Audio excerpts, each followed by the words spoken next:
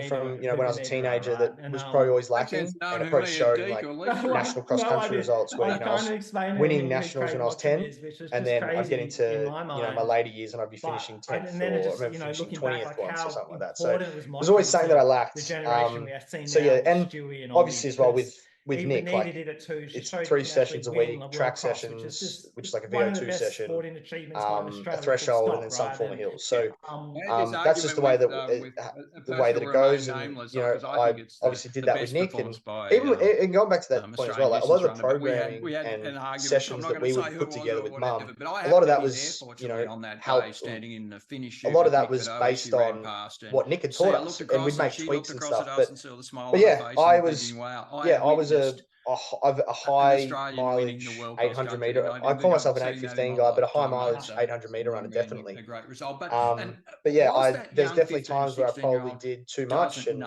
maybe I did too much mileage, or I trained too hard, or whatever it might have been. But yeah, it was just the way that it went. Personal, but it's just I love that we. Yeah, I think maybe now, like if I had a similar body and I was, trying to run at a high level, maybe it'd be different. Maybe we'd be topping up cross training, or and I don't know, maybe we'd be taking an Ingebrigtsen approach or something like that. But for where we're at, for where I was at then, it seemed to work. But also at the same time, there's no denying that it has its toll, because at the Olympics I was fatigued, like I was fucked. World champs in 2017, like I was just cooked. World champs in 2019, I was cooked. So it's just it's in the best possible way. It's what I did. I'm not saying it's perfect, but it got me some good results. Didn't get me all the results I wanted, but the next generation continue to grow on that. I remember we Runners Tribe interviewed you, like, I don't know when it was. I can't remember. It was 5 years ago or whatever. And you had just won Aussie Nationals after a massive block of amazing training. And I remember you're going to have to tell me what year it was, but you crossed the line, you looked like you were kind of totally fine and could just do it again. You had an interview and you said that if the pace was quicker, you could have run quicker and you would have won it. Like, what year was that? What would you have said? I think that was the 2019 Nationals, where I won the 1500. Yeah.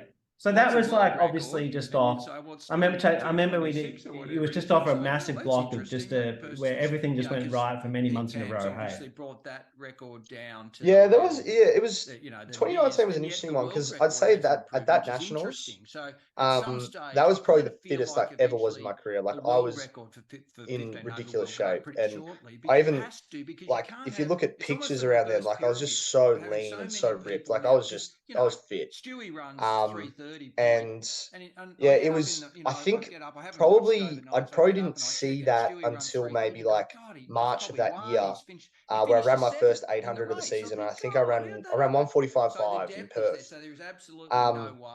But that one was a tough one, because the year before I broke my foot in, I think it was May 2018. And I was coming back from injury the whole of 2018. And I remember I had shin splints, because my like glutes and hammies were so deconditioned that they were just pushing on like the inside of my calf. I remember just thinking at parts in 2018 where I was cross training at the VIS. I was in a heat chamber, like I remember just thinking, this is fucking never going to end. And then when I did run, I'd have niggles and like just stiffness, soreness, whatever it might be. But yeah, I remember went to Falls Creek in November of 2018. Went to Falls Creek in January, and then I came back, and I remember just every race I did, I just slowly got better and better and better. And then I remember I ran a 1500 in like 340 as like my first race of 2019. I think it was like on Australia Day, and I ran like 340 or 341. I'd had a cold previously. I remember just thinking, fuck, like I've got a fucking long way to go. And I remember a couple of weeks later, Mum said to me, "You're doing the 800 in Perth, like that. You're doing it." I'm like, "What? Like, I don't know about that." Like, and I just remember at that point, like I just flicked the switch and went from, even though I was training pretty hard to begin with, I just kind of like, I don't know, just took it to another level, and then, ended up running 145, and then won the Nationals, and yeah, I was fucking fit. Like I wish I had done a time trial. I wish that race was like a quick race, because I reckon, yeah, I definitely would have. I think I definitely would have beaten my PB. But, for me, I've probably always peaked, or I've probably always peaked like too early, in my years. And you were saying before that, like in the Olympics, you were cooked, and world champs, you were cooked from, maybe overtraining, massive mileage, all this sort of stuff. That obviously you weren't cooked then, for that national. So there was, when you got that training balance right, you were fresh and running well. Like, it's a matter that at those major events, did you overdo the training leading into them? Like, or was it at the end of the season and you just cooked because you've been racing for 4 months and you were cooked, like? Yeah, it's a tough one. And like, that's just part of the difficulty with our sport, is that realistically you're trying to just at times throw a dart at a dartboard, and you're trying to work out how you, because you got to, in a year, you got to run a nationals, you got to run a qualifier, you've got to, do other races, and then you have to try peak again. So there's like all these parts where you're like, you're trying to, I'm not going to say peak multiple times, but you got to run at a high level a lot of times throughout the year. So Yeah. I think it's just one of those things where it's a balancing act, and, obviously you don't get it right. Sometimes you do, sometimes you don't. But yeah, I think, like, if I look at myself and Gregson of that year in 2016, like I ran both the 8 and the 15 at the Olympics, and he did the 15 at the Olympics. He came ninth. Personally, like, I think that Gregson probably wasn't pleased with that result. But at the same time, I remember when that final, like when he was on the start line, I remember thinking this bloke might be able to get a medal. Like he could maybe sneak through for a bronze here. So it just goes to show that we were doing almost the exact training.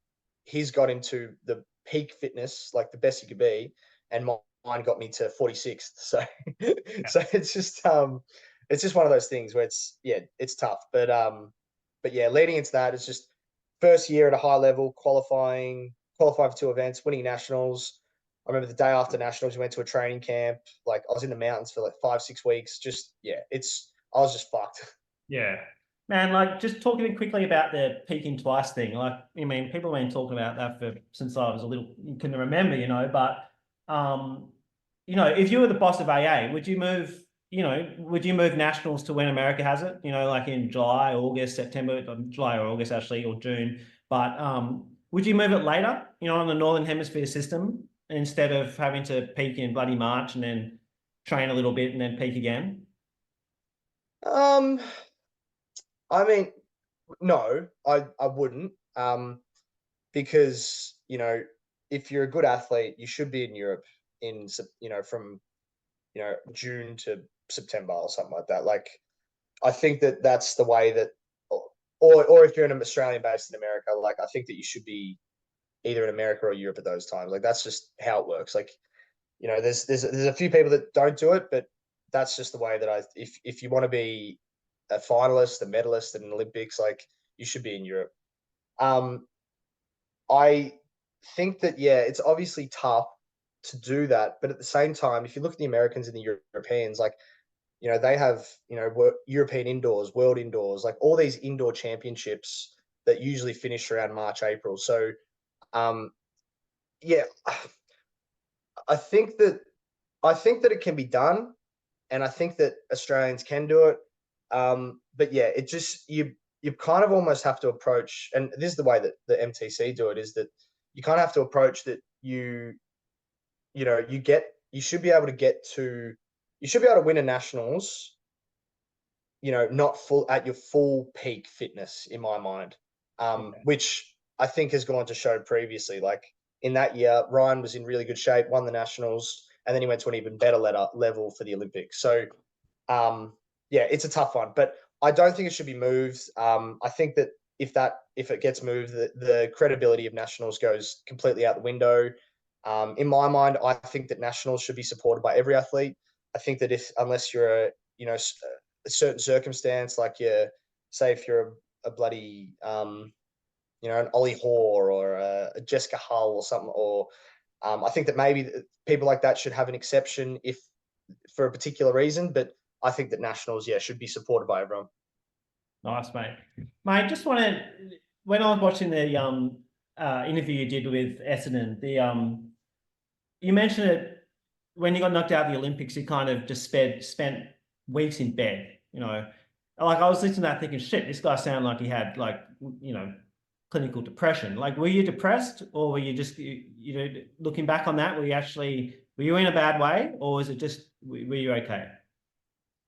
Yeah, I mean, I mean, I was very, very like disappointed, very sad, like just felt like a fucking failure.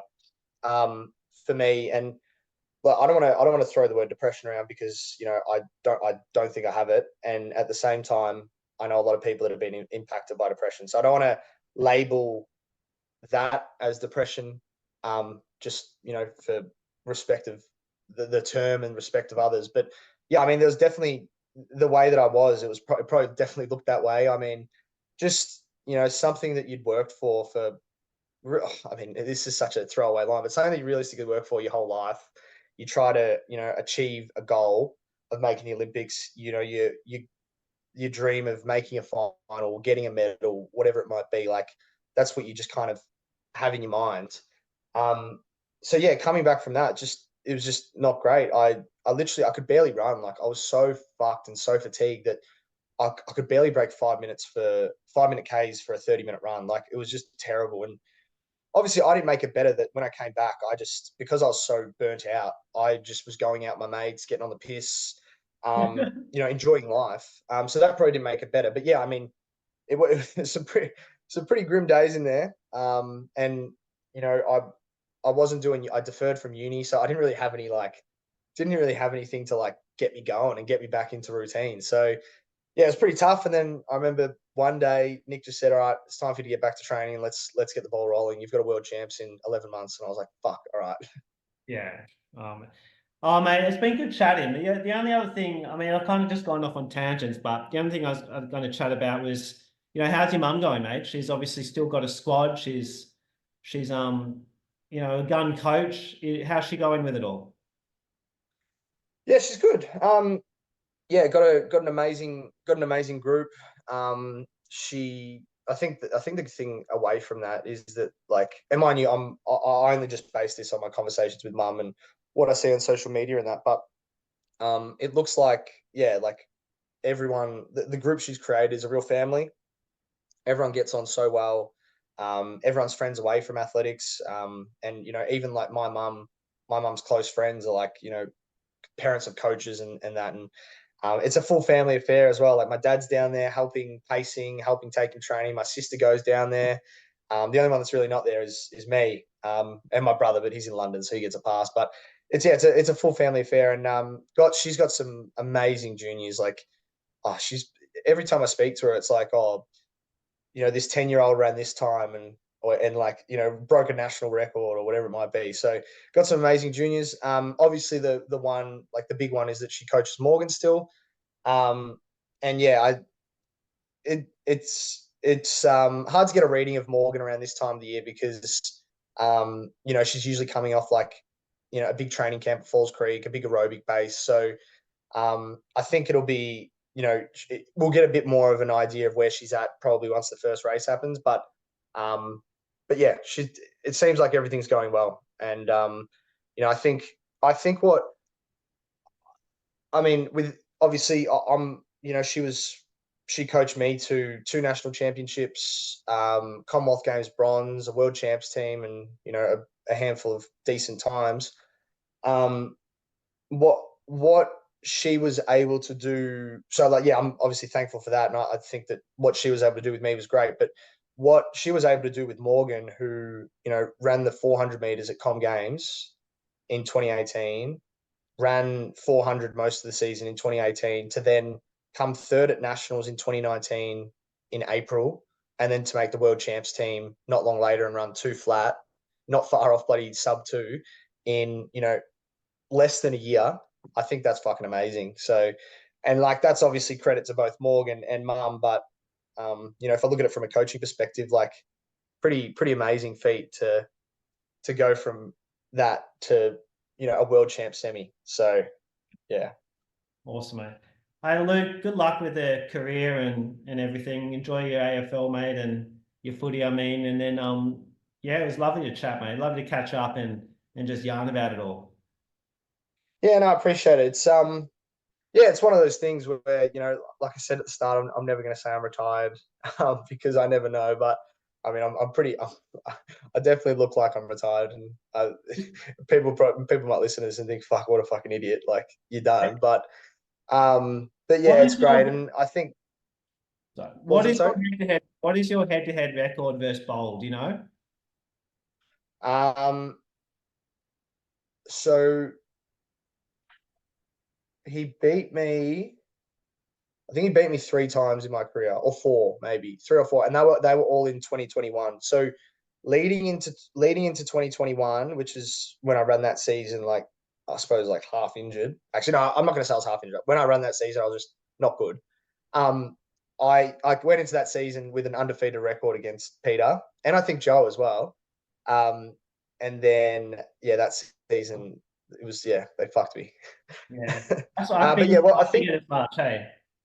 Yeah, but just back to what I was saying, it's like I just look at myself right now, and I think for where I'm at, like motivation to get to that level is just like I watch the World Champs, I watch the Olympics, I watch the Com Games every year, and I'd love to be there, but at the same time, like I know how hard it is to get to those championships and to get to those races and to get to that fitness. So just right now, and I may never get it, and that I just don't have the motivation, and I don't have the desire to train at that high level to get to that level. So if I was to be jealous of people making those teams whilst I'm not, it'd just be ignorant and completely disrespectful to the whole process. So the reason why I put a pause on my running or a stop or whatever you want to call it is that I just don't have the mindset to take it there right now. Maybe get it back, probably a very, very, very small chance, but it's just not there right now. So that's obviously the big reason why I'm not running.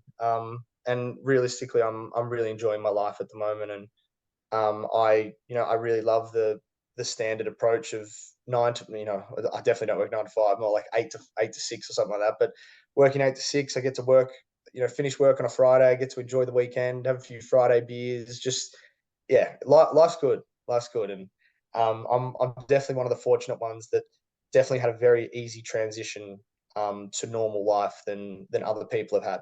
So I'm fortunate in the position I'm in. I'm relatively content with the career I had, and definitely don't. There's definitely things that I would have done different in my career, but I definitely don't regret the decisions I made with coaching and stuff like that. That's just a bit of a final byline. Nice, mate. Thanks, Heath. It was great having you, mate. Good luck with everything, and good to see you back running one day. But if not, then all the best with it all. Yeah, and thanks for that. And I mean, maybe this is either known or not, but I'm probably one of the biggest running stat nerds like ever. So I still don't miss a race. I always know what's happening in Europe or America and stuff like that. So I'm always watching from afar. I'm always shooting people a message when they run well. So I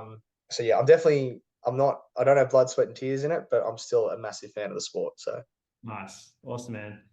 All right. Cheers, Luke. Thanks, mate.